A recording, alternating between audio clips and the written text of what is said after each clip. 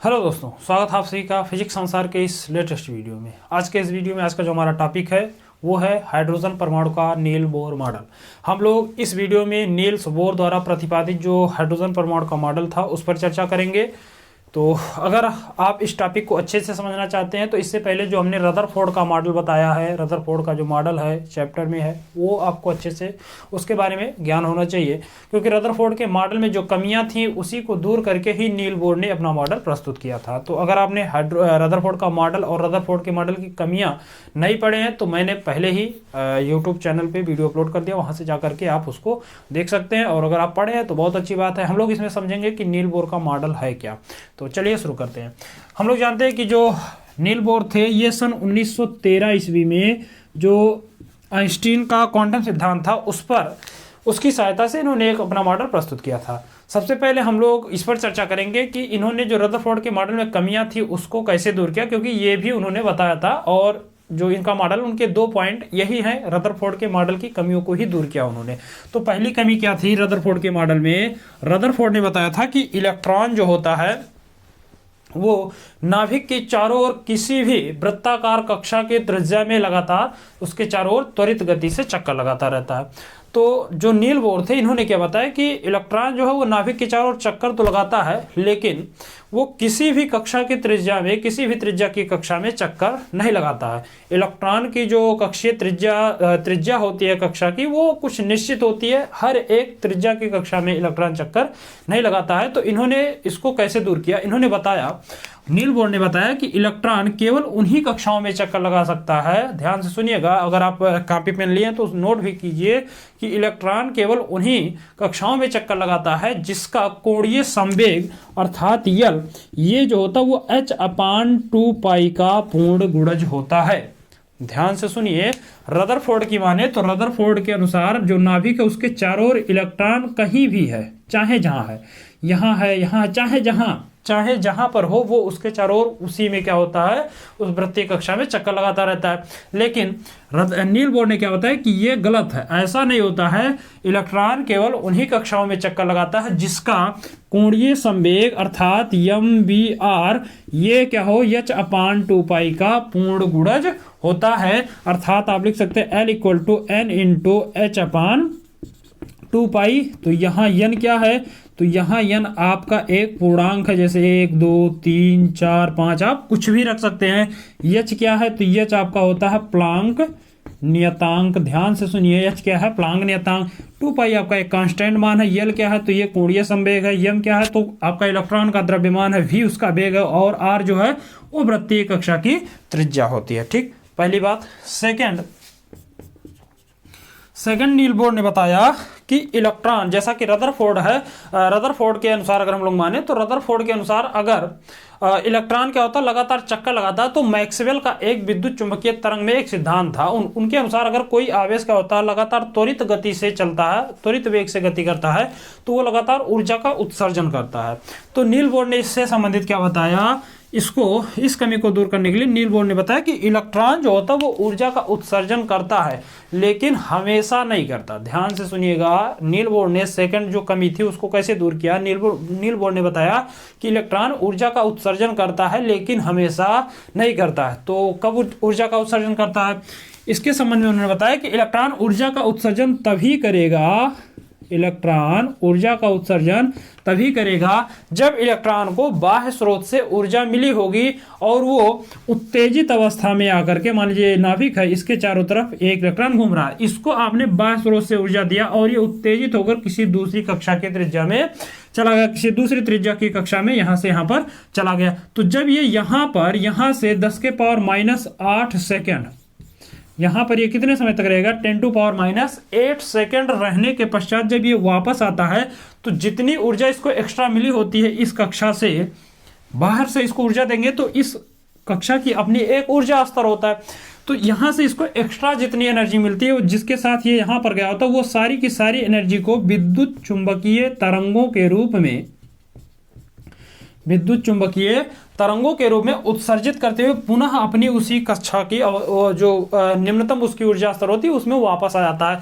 तो तभी ये केवल ऊर्जा का उत्सर्जन करता है, अन्यथा ऊर्जा का उत्सर्जन वो सदैव नहीं करता है। तो ये सेकंड इनकी मॉडल का जो सेकंड पॉइंट है वो यही था कि इलेक्ट्रॉन नाभिक के चारों ओर त्वरित गति से चक्कर लगाता है, लेकिन वो ऊर्जा का उत्सर्जन सदैव नहीं करता है। वो ऊर्जा का उत्सर्जन तभी करता है जब उसको कहीं बाह्य स्रोत से ऊर्जा प्राप्त होती है और वो उत्तेजित होकर उच्च ऊर्जा स्तर में जाता है, तथा वहां पर 10⁻⁸ सेकंड रहने के पश्चात जब पुनः वो वापस अपनी निम्नतम ऊर्जा स्तर की कक्षा में आता है, तो जितनी ऊर्जा उसको एक्स्ट्रा मिली होती है उसी को उत्सर्जित करते हुए आता है विद्युत चुंबकीय तरंगों के रूप में, जिसके कारण जो स्पेक्ट्रम प्राप्त होता है विद्युत चुंबकीय तरंगों का वो कैसा होता है, रेखीय स्पेक्ट्रम होता है। वो कैसा होता है, रेखीय स्पेक्ट्रम प्राप्त होता है, क्योंकि ये लगातार ऊर्जा का उत्सर्जन नहीं करता और इनकी कक्षा की जो त्रिज्या होती है वो भी लगातार नहीं होती, वो एक निश्चित कक्षा की त्रिज्या होती है जिसका पूर्ण गुणज क्या होता है, NH/2π होता है। तो ये इनके सेकंड मॉडल जो नील बोर का मॉडल, इनमें ये दो महत्वपूर्ण बिंदु हो गए। ठीक, इसके बाद ये तो रदरफोर्ड की कमियों को इन्होंने दूर किया। इसके बाद इन्होंने उसमें कुछ अपनी तरफ से भी कुछ बातें ऐड की। वो कौन कौन सी बातें हैं, उसको हम लोग कहते हैं नील बोर की परिकल्पना, जो कि बोर्ड एग्जाम में भी पूछा जाता। तो यहां तक पहले इसको नोट कीजिए, उसके बाद इरेज करके हम उसको आगे कंटिन्यू करते हैं। देखिए, नील बोर की अगर हम लोग परिकल्पना की बात करें तो अगला हेडिंग है आपका नील बोर की परिकल्पना। इसको हम लोग समझते हैं पहले। ये उनके मॉडल का ही एक पार्ट है, अलग से नहीं है। नील बोर के जो परमाणु मॉडल उसी का ही पार्ट है। परिकल्पना मतलब इन्होंने एक्स्ट्रा उसमें क्या चीजें ऐड की। इन्होंने पहले ये बताया, पहला पॉइंट आप नोट करेंगे कि जैसे रदरफोर्ड की अगर माने तो यहाँ पर नाभिक है और इसके चारों ओर इलेक्ट्रॉन लगातार क्या होते हैं, चक्कर लगाते रहते हैं।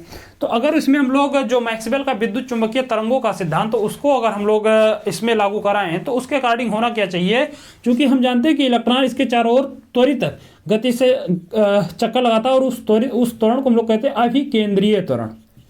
आप पढ़े होंगे क्लास 11th में अभिकेंद्रीय त्वरण। अभिकेंद्रीय त्वरण क्या होता है कि अगर कोई वस्तु वृत्ताकार पथ पर एक नियत त्वरण से गति करता है तो उसमें क्या होता है, अभिकेंद्रीय त्वरण कार्य करता है। अंग्रेजी होती है सेंट्रीपिटल एक्सीलरेशन। तो यहाँ पर ये त्वरित गति से चक्कर लगाता है। और मैक्सवेल का जो विद्युत चुंबकीय तरंग का सिद्धांत, उसके अकॉर्डिंग अगर कोई आवेश त्वरित गति से चक्कर लगाता है तो वो लगातार ऊर्जा का उत्सर्जन करेगा। और अगर वो लगातार ऊर्जा का उत्सर्जन करेगा तो चूंकि इलेक्ट्रॉन भी क्या आवेश है, तो ये भी अगर लगातार त्वरित गति से चल रहा है तो ये भी ऊर्जा का उत्सर्जन करेगा। और अगर ये ऊर्जा का उत्सर्जन करेगा तो धीरे धीरे धीरे धीरे क्या होगा, नाभिक में आकर के गिर जाएगा, क्योंकि इसकी जो वृत्ताकार कक्षा की त्रिज्या वो लगातार क्या होगी, कम होती जाएगी। कुछ इस प्रकार से, जैसे ये नाभिक इलेक्ट्रॉन यहाँ पर था तो ये घूमते घूमते घूमते घूमते घूमते घूमते क्या होगा, नाभिक में आकर गिर जाएगा। लेकिन ऐसा नहीं होता। इन्होंने क्या बताया, नील बोर ने इससे संबंधित क्या बताया कि इलेक्ट्रॉन के बीच जो कार्यरत आकर्षण, विद्युत आकर्षण बल होता है, इलेक्ट्रोस्टैटिक जो फोर्स होता है, स्थिर वैद्युत जो बल होता है, वो यहाँ पर इस इलेक्ट्रॉन को अपनी तरफ खींचने के काम में नहीं आता है। ये जो इनके बीच कार्य करने वाला इलेक्ट्रोस्टैटिक फोर्स है वो क्या करता है, इस इलेक्ट्रॉन को नाभिक द्वारा इस पर जो भी बल कार्य करता है खींचने के काम में नहीं आता, वो क्या करता है, लगातार इसको घुमाने के काम में आता है। आप पढ़े होंगे कि अगर कोई वस्तु, क्लास 11 में पढ़े होंगे, अगर कोई वस्तु किसी भी वृत्ताकार पथ पर लगातार चक्कर लगाती है तो उस वस्तु पर केंद्र की ओर एक बल कार्य करता है। चाहे जहां वस्तु है, तो अगर वो वृत्तीय गति कर रही है तो उस वस्तु पर क्या होगा, केंद्र की ओर एक बल कार्य करता है, और उस बल को हम लोग कहते हैं अभिकेंद्रीय बल। क्लास 11th में आप ये बहुत अच्छे ढंग से पढ़े हैं कि अगर कोई भी वस्तु वृत्तीय गति करती है तो उस वस्तु पर केंद्र की ओर एक बल कार्य करता है, जिसको हम लोग कहते हैं अभिकेंद्रीय बल। तो यहां पर जो इलेक्ट्रॉन और जो आपका नाभिक है, चूंकि ये धन आवेश है और ये ऋण आवेश है, तो इनके बीच भी एक स्थिर वैद्युत बल कार्य करता है जो कि आकर्षण का होता है। तो यहां पर ये जो आकर्षण बल है ये काम करता है किसके रूप में, अभिकेंद्रीय बल के रूप में। अर्थात अगर आप स्थिर वैद्युत बल का सूत्र निकाले तो आप पढ़े हैं कूलाम के नियम के अकॉर्डिंग कि F इक्वल टू होता है 1/4πε Q1 × Q2/R², ये होता है। तो यहां पर ये आपका है क्या, ये आपका नाभिक है, और नाभिक पर जो आवेश होता है वो होता है आपका Z × E। Z क्या है, तो Z है आपका एटॉमिक नंबर। Z क्या है, एटॉमिक नंबर। एटॉमिक नंबर मतलब परमाणु क्रमांक। और E क्या है, तो ये आपका होता है इलेक्ट्रॉन का परिमाण, लेकिन ये किसमें है, प्लस में, और E का परिमाण तो आप लोग जानते हैं। तो इस स्थिति में इनके बीच जो कार्यरत आकर्षण बल होगा यानी Fe जो होगा वो होगा 1/4πε इंटू ZE इंटू E अपान R स्क्वायर। इसको हम बनाएंगे इक्वेशन नंबर फर्स्ट। एंड ये काम किसके रूप में करेगा, ये काम करता है आपका अभिकेंद्रीय सेंट्रीपिटल फोर्स, और सेंट्रीपिटल जो फोर्स होता है वो होता है mv स्क्वायर अपान r। ठीक, तो अगर इसको हम लोग बनाते हैं इक्वेशन नंबर 2। तो यहां पर जो आपका अभिकेंद्रीय बल वो काम किसके रूप में करेगा, यहां पर जो इसके बीच लगने वाला आकर्षण बल वो काम करता है किसके रूप में, अभिकेंद्रीय बल के रूप में। तो यहां पर लिखेंगे क्योंकि एफ सी इक्वल टू क्या है, एफ ई। तो अगर ये दोनों सेम है, सेम क्यों है, क्योंकि ये इसको खींचेगा नहीं, ये काम करेगा किसके रूप में, अभिकेंद्रीय बल। और अभिकेंद्रीय बल का काम होता है वस्तु को लगातार वृत्तीय गति कराना, ना कि उसको अपनी तरफ खींचना। तो यहां पर आप इसको लिख सकते हैं एफ सी यानी M V square upon R जो है ये बराबर हो जाएगा 1/4πε into ZE square upon R square. ठीक, यहां से देखो तो R से R कैंसिल हो जाएगा, तो यहां से हो जाएगा mv square is equal to 1/4πε into ZE square upon R। ठीक, यहां से अगर हम वेग निकाल लें तो वेग का मान आ जाएगा 1/4πε, ये इधर गुणा में इधर आएगा तो भाग में हो जाएगा ZE स्क्वायर अपान R यम। तो ये आपका देखो स्क्वायर है तो ई स्क्वायर इधर ले आएंगे तो इस पे लग जाएगा अंडर रूट। तो ये आपका वेग का सूत्र हो जाएगा। हालांकि इस पे बहुत ज्यादा हमें चर्चा नहीं करनी, हमें केवल ये इक्वेशन याद रखना, इसका यूज आगे है। तो ये नील बोर की पहली परिकल्पना थी। ठीक, सेकेंड इन्होंने क्या बताया, सेकेंड इन्होंने बताया कि यहां पर एक तो बल से संबंधित सारी चीजें हो गई। सेकेंड जो इनकी परिकल्पना थी वो ये बताए थे, सेकेंड परिकल्पना, कि इलेक्ट्रॉन जो होता है वो केवल उन्हीं त्रिज्या की कक्षाओं में घूम सकता है जिसका कोणीय संवेग h/2π का पूर्ण गुणज होता है। अर्थात हम लोग जानते हैं कि जो कोणीय संवेग है वो क्या होता है, कोणीय संवेग को हम लोग प्रदर्शित करते हैं कैपिटल L से, और ये बराबर होता है, कोणीय संवेग जो होगा ये h/2π का क्या होता है, पूर्ण गुणज होता है। तो यहां पर आप n का मान आप एक पूर्ण संख्या कोई भी रख सकते हैं, 1 2 3 4 डॉट डॉट करके कुछ भी रख सकते हैं। तो कोणीय संवेग यहां से L इक्वल टू हो जाएगा n इंटू h/2π। हम लोग जानते हैं कि जो कोणीय संवेग है वो बराबर होता है mv r के। यम क्या है, द्रव्यमान है, v क्या है, वेग है, r क्या है, तो वृत्तीय कक्षा की त्रिज्या है। तो यहां से इसका मान रखेंगे तो हो जाएगा mvr is equal to n into h/2π। तो एक इक्वेशन आपका ये बन जाता है। ठीक, अगर इसको हम थोड़ा सा सॉल्व करें तो 2π को इधर लें और mv को इधर भेज दें, तो यहां से हो जाएगा 2πr इज इक्वल टू इधर आ जाएगा mv, तो हो जाएगा n into h/m into v। हम लोग जानते हैं कि m इंटू v क्या है, m इंटू v होता है आपका संवेग, द्रव्यमान गुणा वेग क्या होता है, संवेग होता है। क्लास 11 में पढ़े होंगे, द्रव्यमान गुणा वेग क्या होता है, संवेग होता है। और तो यहां से मान रख देंगे तो हो जाएगा 2πr is equal to m into h/p। ठीक, और हमने पिछले वीडियो में, पिछले क्लास में, पिछले चैप्टर में हमने आपको पढ़ाया है कि h/p क्या है, h/p होता है लैम्डा, और ये लैम्डा क्या है, तो ये आपका डी ब्रागली, ये क्या है, डी ब्रागली तरंगदैर्घ्य, क्या है, डी ब्रागली तरंगदैर्घ्य। और ये आपका क्या है, डी ब्रागली इक्वेशन, ये भी हमने आपको पढ़ाया। तो यहां से आप लिख सकते हैं कि 2πr जो है वो हो जाएगा m इंटू लैम्डा। ठीक, तो यहां से आपको एक नया सूत्र प्राप्त हो जाएगा जो कि होगा 2πr is equal to m into, एक मिनट माफ कीजिएगा, यहां पर n है तो ये हो जाएगा n इंटू लैम्डा। ठीक, तो यहां से ये इनकी सेकंड परिकल्पना थी। फर्स्ट क्या बताया कि इलेक्ट्रोमैग्नेटिक जो इलेक्ट्रोस्टैटिक जो फोर्स है वो बराबर होता है सेंट्रीपिटल फोर्स के, तो यहां से एक इक्वेशन ये मिल जाएगा। और दूसरा जो है वो कोणीय संवेग जो होता है वो बराबर होता है n इंटू h/2π के, यानी h/2π का एक पूर्ण गुणज होता है। तो ये दो इक्वेशन है, इससे कई सारे सूत्र अभी जो आप नेक्स्ट आगे जो टॉपिक पढ़ेंगे उसमें कई सारे सूत्र जो है इन दोनों इक्वेशन से सॉल्व हो गए। तीसरी परिकल्पना क्या थी, तो पहले इसका स्क्रीनशॉट लीजिए, फिर इसको हम इरेज करके तीसरी परिकल्पना पढ़ाते हैं। स्क्रीनशॉट लीजिए, देखिए थर्ड परिकल्पना इनकी थी नील बोर की। इन्होंने बताया कि जैसे इलेक्ट्रॉन जो है वो ऊर्जा का उत्सर्जन सदैव नहीं करता है, तो अगर वो सदैव नहीं करता है तो उस स्थिति में मान लीजिए जो भी ऊर्जा वो उत्सर्जित करता है तो वो कितनी मात्रा में ऊर्जा का उत्सर्जन करता है। तो मान लीजिए कि कोई एक नाभिक है और इसके चारों तरफ कोई एक इलेक्ट्रॉन चक्कर लगा रहा है, प्रथम कक्षा है, इसकी ऊर्जा हम लोग मान लेते हैं कितना है, E1 है। ठीक, E मतलब एनर्जी होता है, इसलिए इसको आप मान सकते हैं। दूसरी कक्षा एक है जिसकी ऊर्जा मान लीजिए कितनी है, E2 है। और यहां से मान लीजिए मैंने इस पहले स्रोत जो इलेक्ट्रॉन है इसको हमने बाह्य स्रोत से कहीं से इसको ऊर्जा दिया, तो ये ऊर्जा ग्रहण करके उत्तेजित होकर कहां चला गया, E2 पर चला गया। तो यहां पर ये रहेगा तो है नहीं, ये रहेगा कितना समय, 10⁻⁻8 सेकंड तक यहां पर केवल रहेगा। उसके बाद इसको आना कहां, फिर से उसी अवस्था में आना है। तो जब ये यहां से वापस आएगा तो उस स्थिति में जितनी ऊर्जा लिए रहेगा वो सभी के सभी ऊर्जा को इलेक्ट्रोमैग्नेटिक जो आपका वेव होता है, विद्युत चुंबकीय जो तरंगे होती है उसके रूप में उत्सर्जित करते हुए आता है। तो ये कितनी ऊर्जा उत्सर्जित कर रहा है, इसका मान ज्ञात करने के लिए अगर हम लोग E2 में से क्या करें, E1 को घटाएं, E2 माइनस E1 करें तो आपको पता चलेगा कि कितनी ऊर्जा ये उत्सर्जित कर रहा है। तो माने यहां पर आप सारी चीजें मानेंगे कि माना कोई एक इलेक्ट्रॉन E1 ऊर्जा स्तर की कक्षा में चक्कर लगा रहा है, जिसको बाह्य स्रोत से ऊर्जा दी जाती है, तो वो अपनी ऊर्जा अपने स्तर को चेंज करके E2 ऊर्जा स्तर के कक्षा में संक्रमण कर जाता है, अर्थात कूद जाता है, तथा वहां से जब वो वापस आता है तो वो क्या करता है, इलेक्ट्रोमैग्नेटिक वेव के रूप में, विद्युत चुंबकीय तरंगों के रूप में क्या करता है, ऊर्जा को उत्सर्जित करते हुए आता है। तो उसके द्वारा जो उत्सर्जित ऊर्जा है उसका जो परिमाण होगा वो होगा E = E2 माइनस E1।